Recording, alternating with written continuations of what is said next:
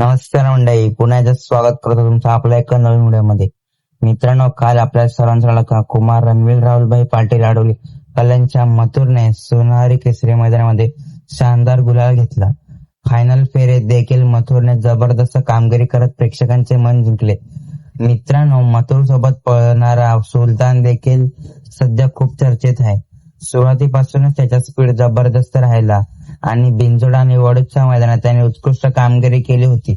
पण काल मथुर सोबत पळाल्यानंतर त्याची चर्चा आणखी वाढली आहे.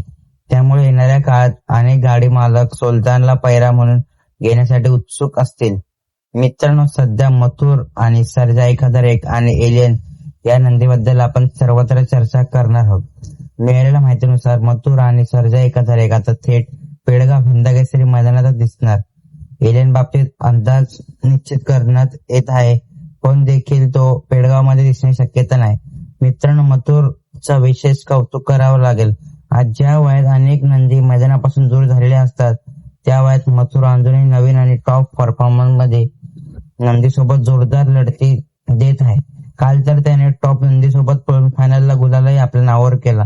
म्हणूनच मित्रांनो, मथुरचा दरारा आजही संपूर्ण महाराष्ट्रात कायम आहे. आपल्या मालकासाठी तो अजूनही त्या जोशात मैदान गाजवत आहे. तुमचं मत काय? पेडगाव हिंदकेसरी मैदानात मथुर पुन्हा गुलाल घेईल का? कमेंट करून नक्की सांगा. धन्यवाद.